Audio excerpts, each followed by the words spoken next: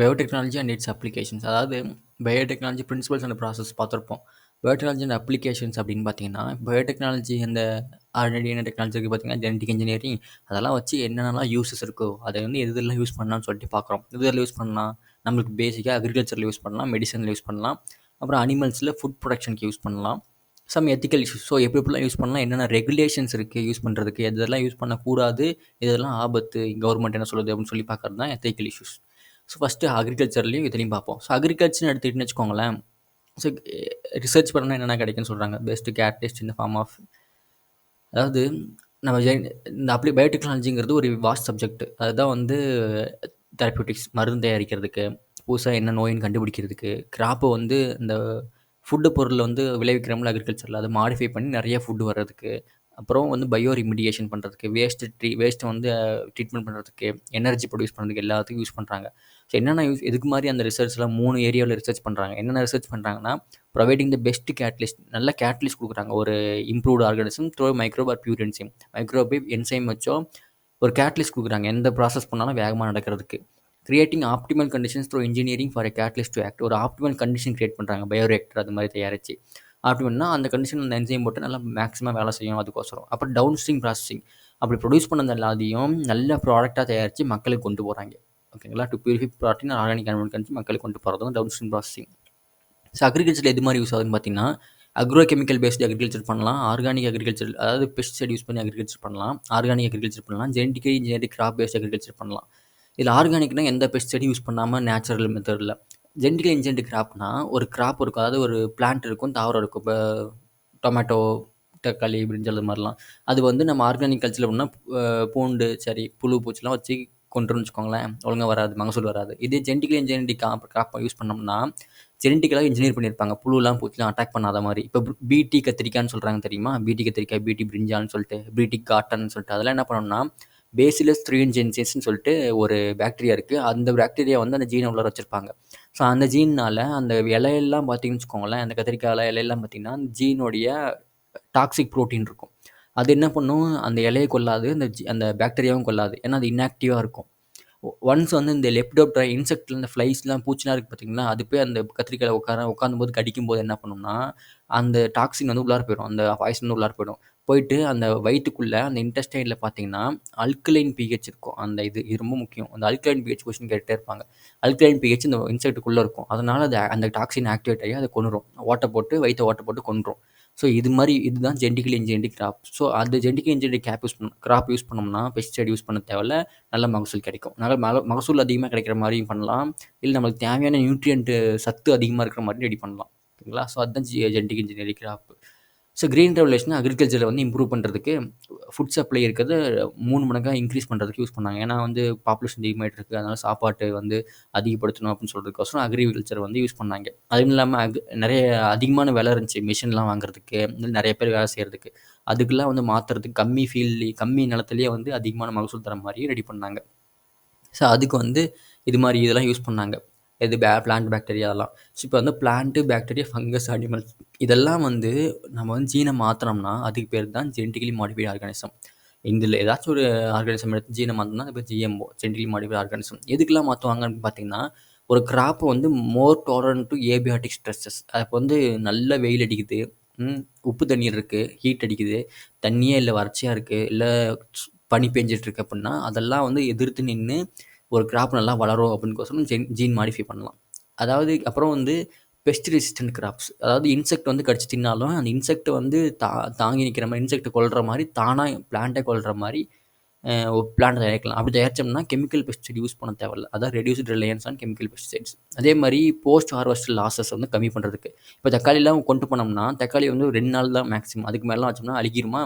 So அதுக்கு தான் இப்போ ஆர்டிஃபிஷியல் ஹைபிரிட் தக்காளி வந்துச்சு. அது என்ன பண்ணோம், இந்த தோல் வந்து மொத்தமாக இருக்கும், உள்ளார எவ்வளோ பழுத்தினாலும் தோல் மொத்தமாக இருக்கும், அதனால் ரொம்ப நாளைக்கு வச்சிருக்கலாம். Next increase the efficiency of mineral usage by plants. அப்போ வந்து அதாவது ஒரு பிளான்ட் இருக்குன்னா அந்த ரூட்டில் வந்து நம்ம சில மைக்ரோப் கொடுத்துட்டோம்னா அந்த மைக்ரோப் என்ன பண்ணும், நல்லா நிறைய சாயிலில் கொஞ்சமாக நியூட்ரியன்ட் இருந்தால் கூட நல்லா அதை அப்சர்வ் பண்ணி பிளான்ட்டு கொடுக்கும். ஸோ அப்போ வந்து எஃபிஷியன்சி ஆஃப் மினரல் யூஸ், கொஞ்சோண்டு மினரல் இருந்தால் கூட நல்லா யூஸ் பண்ணி ஒரு பிளான்ட்டை வளர்க்கலாம். அப்புறம் enhanced nutrition value of food. இப்போ வந்து என்னாச்சும் ஒரு ஒரு இப்போ நம்ம ஊரில் வந்து இந்தியாவில் அயர்ன் டிஃபிஷியன்சி இருக்குது, விட்டமின் டிஃபிஷியன்சி இருக்குது. அதனால என்ன பண்ணாங்க, விட்டமின் வந்து ரைஸில் வந்து மேனிப்புலேட் பண்ணாங்க, ஜீன் நாங்கள் தயாரிக்கிற மாதிரி. அதான் கோல்டன் ரைஸ்ன்னு சொல்லிட்டு. ஸோ அதில் விட்டமின் என்ரிச்டு விட்டமின் அதிகமாக இருந்துச்சு அந்த ரைஸில். ஸோ அதனால ஒரு பெரிய மக்களுக்கு எல்லாத்துக்கும் வந்து ஒரு நியூட்ரியன் கொடுக்குற மாதிரின்னு வச்சுக்கோங்களேன், அது மாதிரி. ஸோ நம்ம பேசிடஸ் 3 ஜெனிசிஸ் பார்த்தோம்ல, பிடி ஷார்ட்டாக சொல்லுவாங்க. இது என்ன பண்ணோம்னா, இந்த பிடி ஜீனை க்ளோன் பண்ணி பாக்டீரியாவிலேருந்து எடுத்து க்ளோன் பண்ணி நம்ம பிளான்ட்டு கொடுத்தாங்க. ஸோ அப்போ வந்து இன்செக்டிசைட் தேவைப்படாது. இந்த பிடி ஜீன் என்ன பண்ணோம், இன்செக்ட் கொன்றும் இந்த பாக்டீரியா. அப்போ அந்த க்ளோன் பண்ணி நம்ம பாக்டீரியா வந்து பிளான்ட்டுக்குள்ளே வச்சோம்னா இன்செக்டிசைடு பூச்சிக்கொல்லி மருந்து இல்லாமையே இன்செக்ட் கொண்டுடலாம், பூச்சி கொண்டுடலாம். அதான் பயோ பெஸ்டிசைடுன்னு சொல்லுவாங்க. கெமிக்கல் பெஸ்டிசைடு தூக்கிட்டு பயோ பெஸ்டிசைடு சொல்கிறாங்க.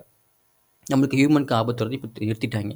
எங்கெங்கே யூஸ் பண்ணாங்க, பிடி காட்டன், பிடி கார்ன், ரைஸ், டொமேட்டோ, பொட்டேட்டோ எல்லா இடத்துலையும் யூஸ் பண்ணாங்க. இப்போ பிடி காட்டன் தான் எக்ஸாம்பிள் சொல்லியிருக்காங்க. இப்போ பிடி காட்டன் என்னென்னு பார்த்தீங்கன்னா, சில ஸ்ட்ரெயின், அதாவது ஜீன் இந்த டிஎன்ஏ இருக்குது பார்த்தீங்களா, இதுதான் ஸ்ட்ரெயின்னு சொல்லுவாங்க. அதை எடுத்துகிட்டு போய் அந்த அந்த ஸ்ட்ரெயினில் தான் ஒரு ப்ரோட்டீன் ப்ரொடியூஸ் ஆகும், எம்ஆர்என்ஏ ப்ரோட்டீன் ப்ரொடியூஸ் ஆகும். நம்ம ஜெனடிக்ஸில் படிச்சிருப்போம், ப்ரோட்டீன் ப்ரொடியூஸ் ஆகும். அந்த ப்ரோட்டீன் தான் ப்ரோட்டீன் தான் பாய்சன்னு சொல்லுவாங்க. அதுதான் சில இன்செக்ட் கொல்லும். எக்ஸாம்பிள் லெப்பிடோப்டெரன்ஸ் இன்செக்ட்டை கொல்லும், டொபாக்கோ பட்வாமை கொல்லும், ஆர்மி வார்ம். லெப்பிடோப்டெரன்ஸ் தான் tobacco budworm and armyworm. அப்புறம் கோலியோப்டெரன்ஸ் பீட்டில்ஸ், அந்த பீட்டில் வெட்டி பூச்சி மாதிரி இருக்கும், வண்டு மாதிரி இருக்குங்களா, அது டிப்திரன்ஸ், ஃப்ளைஸ், கொசு இதெல்லாம் வந்து கொல்லும். ஸோ என்னாச்சு, இந்த ஜீனை வந்து க்ளோன், இந்த பிடி 3 ஜெனிசிஸ் வந்து ப்ரோட்டீன் கிறிஸ்டல்ஸ் ஃபார்ம் ஆகும். அந்த ப்ரோட்டீன் தான் பாய்சன். அந்த கிறிஸ்டல் கட்டி கட்டியாக இருக்குது என்ன பண்ணும், ஒரு குறிப்பிட்ட நேரத்தில் ஃபார்ம் ஆகும். அதை வளரும்போது அந்த இது என்ன பண்ணணும்னா, அந்த கிறிஸ்டல் வந்து கண்டினியூ டாக்ஸிக் இன்செக்டிசைடல் ப்ரோட்டீன், இன்செக்டை கொல்ற மாதிரி ஒரு ப்ரோட்டீன் இருக்கும் அதில், அதான் பாய்சன். இப்போ வந்து அந்த ப்ரோட்டீனை வந்து ஏன் அந்த பாக்டீரியாவே கொல்லல அப்படின்னா, அது இன்ஆக்டிவ் ப்ரோடாக்சின்ஸாக இருக்கும். இங்கே பாக்டீரியாக்குள்ளே இருக்கும்போது இன்ஆக்டிவாக இருக்கும். பட் வந்து ஒன்ஸ் வந்து இந்த பூச்சி சாப்பிட்டுருச்சுன்னா அதனுடைய வயிற்றுக்குள்ளே போகும்போது ஆக்டிவாக மாறிடும், ஆக்டிவ் ஃபார்மாக மாறிடும். ஏன்னால்னா அல்கலைன் பிஹெச் இருக்கும், பிஹெச் கிரேட்டர் தென் 7 தான் அல்கலைன் பிஹெச்னு சொல்கிறாங்க.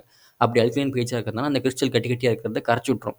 அப்போ ஆக்டிவேட் ஆயிரும் அந்த டாக்ஸின் வயிற்றுக்குள்ளே போயிட்டு. அதாவது மிட்கட் எபித்தீலியல் செல்ஸ் வாட்டர் போட்டுரும், binds to midgut epithelial cells and create pores. Water போட்டோடனே அந்த செல்லாம் வீங்கி போய் உடஞ்சிரும், உடஞ்சி டெத் ஆகிடும், இன்செக்ட் செத்து போயிடும். இதுதான் கான்செப்ட். இது ரொம்ப முக்கியம். அல்கலைன் பிஹெச் முக்கியம், அந்த ஆக்டிவ் ஸ்டேட், இன்ஆக்டிவ் ஸ்டேட் முக்கியம். நெக்ஸ்ட் ஸ்பெசிஃபிக் பிடி ஜீன்ஸ் வந்து லொக்கேட்டட் ஃப்ரம் பிடி பேஸில் 3 ஜீன்ஸில் சில ஜீன் தனித்தனியாக எடுத்து ஒவ்வொரு பிளான்ட்லேயும் வச்சாங்க. ஒவ்வொரு பூச்சி கொள்கிற மாதிரி ஒவ்வொரு வகையான டிஃப்ரெண்ட் வகையான ஜீனை எடுத்துக்கு வச்சாங்க. ஸோ அப்படி என்னென்ன இப்போ எந்த இன்செக்ட் கொள்ளணும் அந்த வச்சாங்க. மொத்தம் க்ரைன்னு ஒரு ஜீன் இருந்துச்சு. அதில் cry AC, cry 1 AC, cry 2 AB, cry 1 ஏபின்னு 3 ஜீன் எடுத்தாங்க. இந்த 2 ஜீனும் பார்த்தீங்கன்னா காட்டன் போல்வாமாக கொள்ளுது, இந்த மாதிரி இன்செக்ட் கொள்ளுது. இந்த க்ரை 1 ஏபிங்கிறது கார்ன் போரர் கொள்ளுது. அது இல்லை, இந்த சோளம்லாம் இருக்கும் தெரியுங்களா, அதெல்லாம் வந்து ஓட்ட போட்டு அந்த தண்டதை சாய்ச்சிருமே, அதுதான். அந்த மாதிரி க்ரை 1 ஏபிங்கிற ஜீனை வந்து அது யூஸ் பண்ணால் அந்த கார்ன் போரரை கொன்றும். நெக்ஸ்ட்டு பெஸ்ட் ரெசிஸ்டன்ட் பிளான்ட்ஸ் இருக்குது. பெஸ்ட் ரெசிஸ்டன்ட் பிளான்ட்ஸ்னால் பூச்சி இருக்குன்னு வச்சுக்கோங்களேன், பூச்சி கடிச்சா அந்த இந்த இதுக்கு எதுவும் ஆகாத மாதிரி. பெஸ்ட்டுங்கிறது நெமட்டோட்ஸ் நீங்கள் வரும், ஓகேங்களா. பெஸ்ட் பூச்சி வேறு, இன்செக்டிசைட் தான் பூச்சின்னு சொல்லுவோம். பெஸ்ட்டுங்கிறது நெமட்டோட்ஸ்னால் ஒரு வகையான ஆர்கானிசம்ஸ்னு வச்சுக்கோங்க. நெமட்டோட்லாம் ஒரு மைக்ரோ ஆர்கானிசம் ஞாபகம் வச்சுக்கோங்க. ஸோ இது என்ன பண்ணாங்கன்னா ஈஸியாக பேராசைட்டுங்கிற ஒட்டுண்ணி மாதிரி வச்சுக்கோங்க. வைட் வெரைட்டி ஆஃப் பிளான்ட்ஸில் பேராசைட்டாக ஆக்ட் ஆகும், ஹியூமன்ஸில் வரும். ஸோ ஒரு நெமட்டோட மெலாய்ட் டெஜின் அண்ட் இன்காக்னிஷியான்னு சொல்லிட்டு இது என்ன பண்ணோம், டொபாக்கோ பிளான்ட் இருக்குது பார்த்தீங்களா, டொபாக்கோ அந்த பிளான்ட்டோட ரூட்டில் போய் பட்டுட்டு அதனுடைய ஈல்டு குறைச்சிரும். அப்போ லீவ்ஸ் எல்லாம் சுருக்கி விட்ரும், லீவ்ஸ் கம்மி பண்ணி விட்ரும், ஈல்டு தான் மகசூலை குறைச்சிரும். அது என்ன பண்ணுச்சு அப்படின்னா, ஒரு ஸ்ட்ராட்டஜி யூஸ் பண்ணி இது மாதிரி பிரச்சனையை தடுக்கலாம்னு சொல்லி முடிவு பண்ணாங்க சயின்டிஸ்ட்லாம். என்னென்னா ஆர்என்ஏ இன்டர்ஃபரன்ஸ், ஆர்என்ஏ ஐன்னு சொன்னாங்க. இந்த ஆர்என்ஏ என்னாச்சுன்னா யூகாரியோட்டிக் ஆர்என்ஏ இந்த ஆர்என்ஏ இன்டர்ஃபரன்ஸ் நடக்கும். என்ன பிரச்சனைனா, இப்போ ஒரு எம்ஆர்என்ஏ வருது, இப்போ ஒரு டிஎன்ஏ இருக்குன்னு வச்சுக்கோங்களேன், நீங்கள் ஜெனடிக்ஸ் படிச்சிருப்பீங்க. ஒரு டிஎன்ஏ இருக்குன்னா இதிலிருந்து ஒரு எம்ஆர்என்ஏ வரும், ஓகேங்களா. ஒரு எம்ஆர்என்ஏ வரும். இந்த எம்ஆர்என்ஏ என்ன பண்ணும், இது வந்து டிரான்ஸ்கிரிப்ஷன் சொல்லுவாங்க. இந்த எம்ஆர்என்ஏ வந்து டிரான்ஸ்லேஷன் நடக்கும். ஸோ இந்த டிரான்ஸ்லேஷன் நடந்தோன்னா என்ன ஆகும், இந்த எம்ஆர்என்ஏலேருந்து ப்ரோட்டீன் ரிலீஸ் ஆகும். ஸோ இந்த ப்ரோட்டீன் தான் அந்த வேலையை பண்ணணும். ஸோ இப்போ இந்த எம்ஆர்என்ஏவை நம்ம தடுத்துட்டோம்னா அதுதான் ஆர்என்ஏ இன்டர்ஃபரன்ஸ். இந்த ஆர்என்ஏவை இன்டர்ஃபெக்ட் பண்ணுறது, ஓகேங்களா. அது தடுத்துட்டோம்னா இந்த ப்ரோட்டீன் ப்ரொடியூஸ் ஆகாது, நம்மளுக்கு ஆபத்து இல்லை. என்ன பண்ணுவாங்கன்னா, silencing of specific mRNA, silence பண்ணி விட்ருவோம் இந்த எம்ஆர்என்ஏவை. எப்படி பண்ணுவாங்கன்னா, due to complementary double stranded RNA molecule.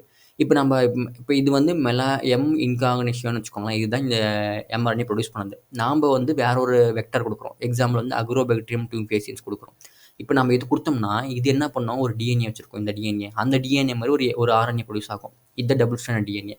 அந்த ஆர்என்ஏவும் இந்த ஆர்என்ஏ ரெண்டும் ஒட்டி டிஎன்ஏவும் ஃபார்ம் ஆகிடும். 2 ஆர்என்ஏ ஃபார்ம் ஆனால் தான் டிஎன்ஏவா மாறிடும். அவ்வளோதான். அப்போ வந்து இந்த இந்த எம்ஆர்என்ஏ சைலன்ஸ் பண்ணியாச்சு. புரோட்டீன் ப்ரொடியூஸ் ஆகாது. ஏன்னா அது வந்து தனியா தான் புரோட்டீன் ப்ரொடியூஸ் பண்ணும். 2 போய் ஒட்டிக்கிச்சுன்னா புரோட்டீன் ப்ரொடியூஸ் ஆகாது. அதுதான் வேலை. காம்ப்ளிமெண்ட்ரினா அதுக்கு ஆப்போசிட்டா இருக்கிறது. ஸோ ஒரு ஸ்பெசிஃபிக் எம்ஆர்என்ஏக்கு சைலன்ஸ் பண்ணுறதுக்கோசரம் அதுக்கு ஆப்போசிட்டா ஒரு டபுள் ஸ்டாண்டர்ட் ஆர்என்ஏ ரெடி பண்ணுறாங்க.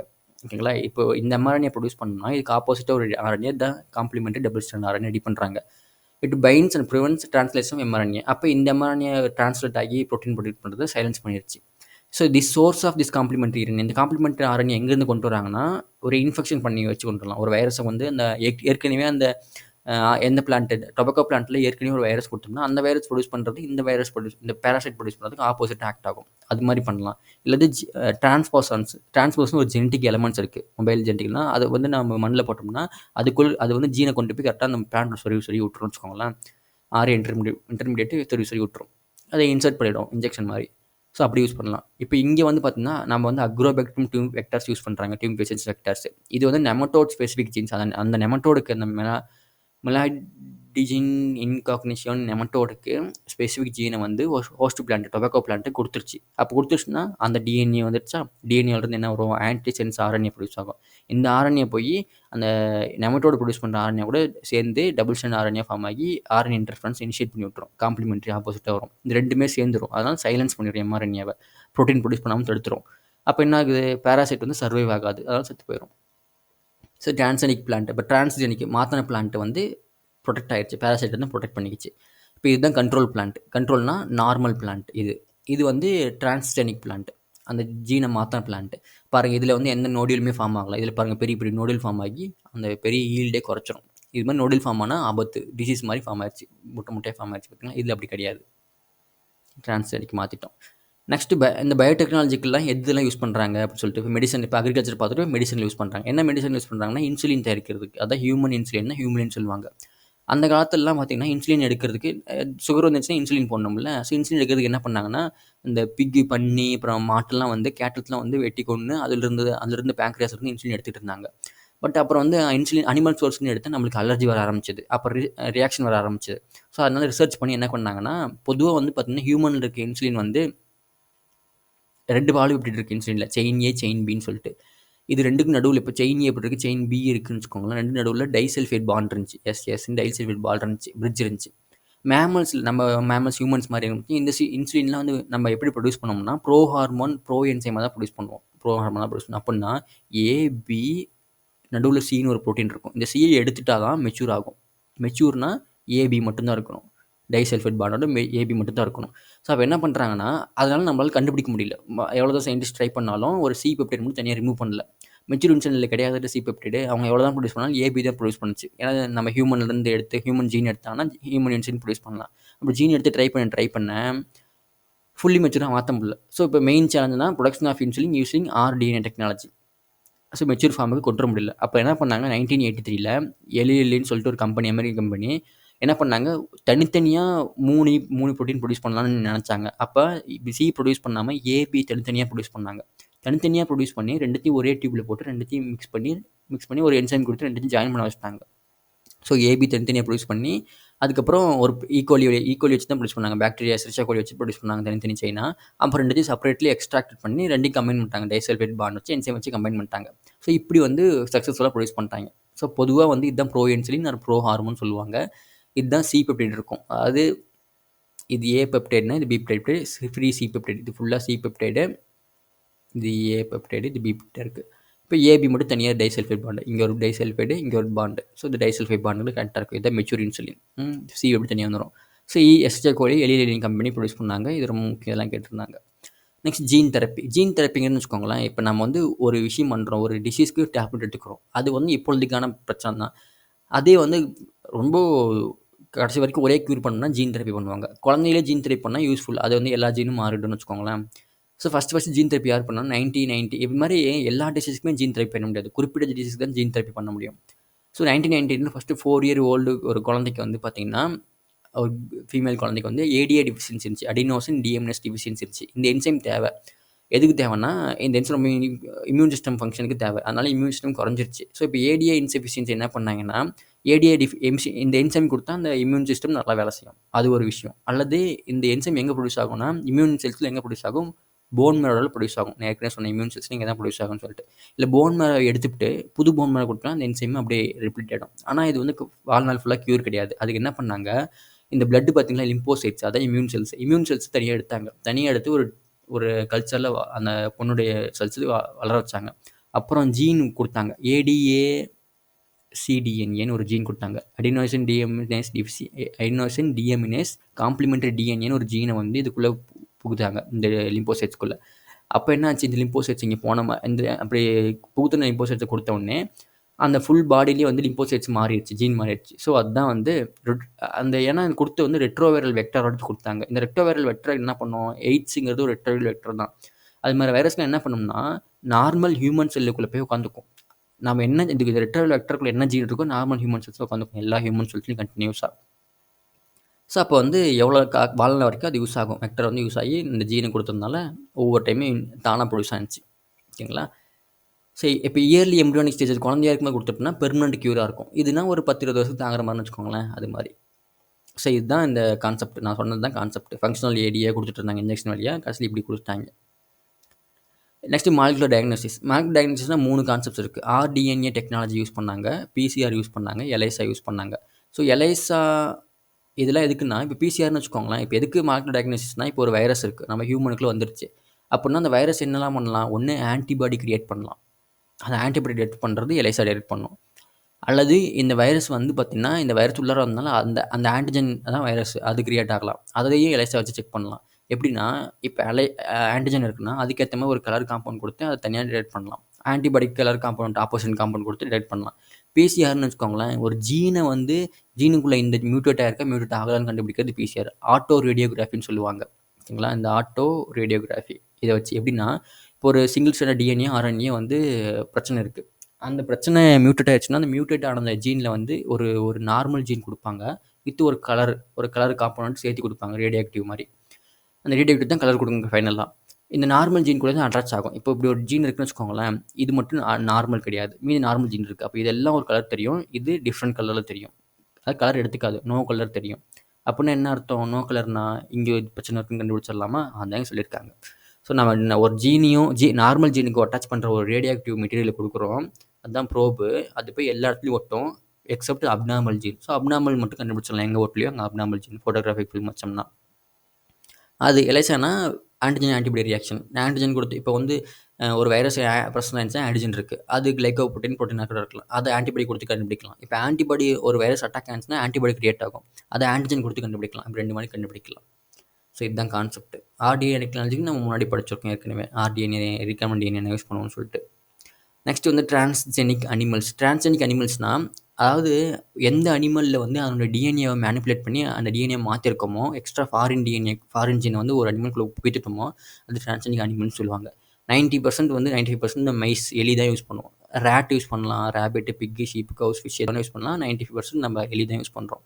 எதுக்கு அது மாதிரி ஜீனை கொடுத்து மாற்றுறோம் எலி அப்படின்னா, நார்மல் ஃபிசியாலஜி டெவலப்மெண்ட். இப்போ நம்ம ஜீன் கொடுத்தோம்னா நம்ம ஜீன் நார்மலாக எப்படி வேலை செய்யும் அப்படின்னு சொல்லி கண்டுபிடிக்கிறதுக்கு. Transgenic animals can be specifically design to allow study of how genes normal gene எப்படி வேலை செய்யும்னு சொல்லி கண்டுபிடிக்கிறதுக்கு யூஸ் பண்ணுவாங்க, நம்ம படிக்கிறதுக்கு. இப்போ இன்சுலின் க்ரோத் ஃபேக்டர் கொடுத்தோம்னா அது எப்படி வேலை செய்யும்னு சொல்லி கண்டுபிடிக்கிறதுக்கு அந்த ஜீன் கோசம் யூஸ் பண்ணுறாங்க. ஸ்டடி ஆஃப் டிசீஸ், ஒரு டிசீஸ் அட்டாக் ஆகிறதுக்கு நம்ம ஜீன் யூஸ் பண்ணுறோம். ஒரு டிசீஸை கொடுத்து அந்த இப்போ இன்க்ரீஸ் ஒரு அண்டர்ஸ்டாண்டிங் ஹவு ஜீன் வந்து contribute to development of disease வரதுக்கு ஜீன்லாம் எப்படிலாம் காரணம் ஆகும், ஜீனை மாற்றி பார்க்குறோம். Example gene related disease, cancer, cystic fibrosis, rheumatoid arthritis, இதெல்லாம் ஜீன் ரிலேட்டடாக வரும். அதனால் அந்த ஜீனை மாற்றினா டிசீஸ் எப்படிலாம் பரவுது, எப்படிலாம் வந்து ப்ரோக்ரஸ் ஆகுதுன்னு சொல்லி கண்டுபிடிக்கிறதுக்கு.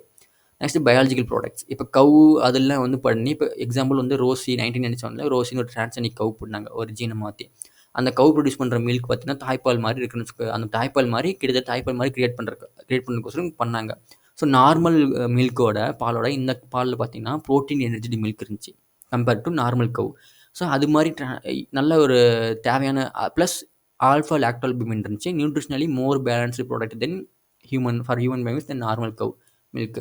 ஸோ அது மாதிரி விஷயத்துக்கும் வந்து பயாலஜிக்கல் நல்ல ப்ராடக்ட் தயாரிக்கிறதுக்கும் வந்து நம்ம அனிமல் வந்து ஜீனை மாற்றலாம். அல்லது ஹியூமன் ப்ரோட்டீன் தயாரிக்கிறதுக்கும் பண்ணாங்க, எம்பிசிமா க்யூர் பண்ணுறதுக்கு, பிகேஐ க்யூர் பண்ணுறதுக்கும் மாற்றிட்டு இருக்காங்க. ஓகேங்களா. இது மாதிரி ரிசர்ச் நடந்துட்டுருக்கு. Next vaccine safety. முதல்ல நம்ம வேக்சின் கண்டுபிடிக்கிறாங்க, போலியோ வைரஸ் அது மாதிரிலாம் ஒரு எலி கொடுத்து செக் பண்ணுவாங்க, அது உயிரோடு இருக்கா, அதுக்கு நல்லா வேலை செய்யுதா, இல்லை பிரச்சனை சைடு எஃபெக்ட் இருக்கான்னு பார்த்துட்டு அப்புறம் மங்கி கொடுப்பாங்க, அப்புறம் தான் ஹியூமன் கொடுப்பாங்க. Next chemical safety testing. அதே மாதிரி இப்போ ஒரு கெமிக்கல் கொடுத்து நம்மளுக்கு பிரச்சனை வருது. ஒரு ஜீன்னால பிரச்சனை வருது. அத நம்ம எலிய புடிச்சிட்டு போயி எந்த ஜீன்னால பிரச்சனை போதோ, அந்த ஜீன இன்கிரீஸ் பண்ணி விட்டுருவாங்க. அப்போ கொஞ்சோண்டு கெமிக்கல் குடுத்தாலும் ஓவரா டாக்ஸிசிட்டி கிடைக்கும்ல. ஸோ அது மாதிரி toxicity make them more sensitive to toxic substance. அது மாதிரி டாக்ஸிசிட்டிய டிரான்ஸ்ஜெனிக் அனிமல்ஸ் எந்த ஜீன் மாத்துனாங்களோ அந்த அனிமலுக்கும், நார்மல் அனிமலுக்கும் கம்பேர் பண்ணி பார்ப்பாங்க. எதுக்கு அதிகமா டாக்ஸிசிட்டி எவ்வளோ தூரம் பரவுது அப்படின்னு சொல்லிட்டு, அந்த ஸ்டடி பண்ணுறதுக்கும் யூஸ் பண்ணுறாங்க. ஸோ இப்போ வந்து எல்லா ஸ்டடியும் நீங்க வந்து யோசிச்ச மாதிரிலாம் வந்து எல்லா ஸ்டடியும் பண்ண முடியாது லிவிங் ஆர்கானிசம்ஸ்ல. ஒரு மொராலிட்டி வேணும். அதுவும் வந்து ஒரு உயிரினம் தான் சொல்லிட்டு ஒரு மொராலிட்டி வேணும். ஸோ அதுக்கு தான் ஒரு ரெகுலேஷன் கொண்டு வந்தாங்க. என்ன ரெகுலேஷன்னா, genetic engineering approval committee. So இந்த அப்ரூவல் கமிட்டி தான் வந்து நீங்க என்ன ஜெனடிக்கலி மாடிஃபைட் எந்த ஆர்கானிசம் வந்து ஜீனை மாடிஃபை பண்ணாலும் அந்த கமிட்டி அப்ரூவல் இருந்தால் தான் பண்ண முடியும். ஓகேங்களா? ஸோ இது வந்து இதனால என்ன நிறைய யூஸும் இருந்துச்சு. இப்போ பேட்டன்ட்லாம் போடுறாங்கன்னு வச்சுக்கோங்களேன், வெறும் அனிமல்ல மட்டும் பண்ணுறது கிடையாது. இப்போ பாஸ்மதி ரைஸ்னு ஒன்று இருந்துச்சு. இந்த பாஸ்மதி ரைஸை வந்து ஒரு சின்ன ஜீனை மட்டும் மாற்றிட்டாங்க. யாரு? ஒரு யுஎஸ் கம்பெனி வந்து ஒரு பேட்டர்ன் பண்ணிக்கிச்சு பாஸ்மதி ரைஸை. எப்படி பேட்டர்ன் பண்ணிக்கிட்டாங்கன்னா, ஒரு புது வெரைட்டி கண்டுபிடிச்சேன்னு சொன்னாங்க. எப்படி கண்டுபிடிச்சாங்கன்னா, ஒரு இன்னொரு கொட்டை ரைஸு கொட்டை ரைஸ்ன்னு சொல்லுவாங்க. செமி டார்க் வெரைட்டி இருக்கும். அது கூட இதையும் சேர்ந்து 2த்தையும் மிக்ஸ் பண்ணி ஜீனை மிக்ஸ் பண்ணி ஒரு புது கண்டுபிடிச்சாங்க. அது ரொம்ப யூஸ்ஃபுல்லாக இருந்துச்சு, டேஸ்ட்டாக இருந்துச்சு, சுவையாக இருந்துச்சுன்னு சொல்லிட்டு பேட்டர்ன் போட்டுட்டாங்க. அப்படி பேட்டர்ன் போட்டாங்கன்னா, அவங்க மட்டும் தான் அந்த ரைஸ் வைக்க முடியும். மற்ற யாரும் கமர்ஷியலில் பெரிய லெவலில் வைக்க முடியாது. ஸோ அதனால பிரச்சனை வந்துச்சு. அதுக்கு ஸோ அதே மாதிரி இன்னும் சில விஷயம் நடந்துச்சு. பயோ பைரசினா எதுக்குன்னா, நம்ம பயோ ரிசர்ச் நம்ம இப்போ ஏதோ ஒரு ரிசோர்ஸ் இருக்குது ஒரு நாட்டில், ஒரு புவர் கண்ட்ரியில் இருக்குது, டெவலப்பிங் கண்ட்ரியில் இருக்குன்னா, multinational companies from developed countries and other countries அந்த கண்ட்ரிலேருந்து ப்ராப்பராக இந்த கண்ட்ரிலேருந்து நாங்கள் இதை எடுக்க போகிறோம்னு சொல்லாமையே, அது இல்லாமல் அந்த கண்ட்ரியோ அந்த குறிப்பிட்ட ஃபார்மருக்கோ குறிப்பிட்ட ஆளுங்களுக்கு கம்யூனிட்டிக்கு வந்து காசும் கொடுக்காம அந்தந்த யார் கண்டுபிடிச்சாங்களோ அவங்க காசும் கொடுக்காம அந்த அந்த அந்த விஷயத்தை ஆட்டை போடுறது தான், அந்த நாலேஜ் ஆட்டை போடுறது தான் இந்த பயோ பைரசின்னு சொல்லுவாங்க. பயோ வார் அப்படின்னு பார்த்தீங்கன்னா, அந்த மைக்ரோப் இப்போ கோவிடு இல்லை விடுங்க, கோவிட் மாதிரி பெரிய ஒரு லீத்தல் வெப்பன் இருக்குது, ஸ்மால் பாக்ஸ் அது மாதிரி நிறைய லீத்தல் வெப்பன் அதாவது பயாலஜிக்கல் மைக்ரோ ஆர்கானிசம்ஸ் ஒரு வெப்பனாக யூஸ் பண்ணுறது தான் பயோ வார். ஓகேங்களா? பெருசு பையவார். அப்புறம் பாஸ்மதி சொன்ன மாதிரி தான் 1997 ஒரு கம்பெனி வந்து பேட்டன் போட்டுக்கிச்சு. நம்ம நாட்டில் நிறைய 27 டாக்குமெண்ட் வெரைட்டிஸ் பாஸ்மதி இருக்குது. நம்ம புராணத்தில் சொல்லியிருக்காங்க. அதே மாதிரி டர்மரிக் நீமை வந்து பேட்டன் போடலான்னு பண்ணாங்க. நம்ம நாடு வீடில் அது மாதிரி பண்ணிட்டுருக்காங்க. இதெல்லாம் வந்து நிறைய இந்தியன் பார்லிமெண்ட் புதுசு சட்டம் வந்துச்சு, இந்தியன் பேட்டன் பில்லுன்னு சொல்லிட்டு. அதனால் வந்து திடீர்னு வந்து பேட்டன் ஃபாரின் கம்பெனிலாம் ஈஸியாக பேட்டன் போடாத முன்னாடி நிறைய டெவலப்பிங் கண்ட்ரி வந்து வளர்ந்துகிட்டு இருக்குன்னு சொல்கிறாங்க. ஸோ அவ்வளோதான், இதெல்லாம் கான்செப்டை நீங்கள் இதை மட்டும் தெரிஞ்சு வச்சுக்கோங்க. ஸோ அவ்வளோதான் இந்த லெசனில் படிக்க வேண்டியது.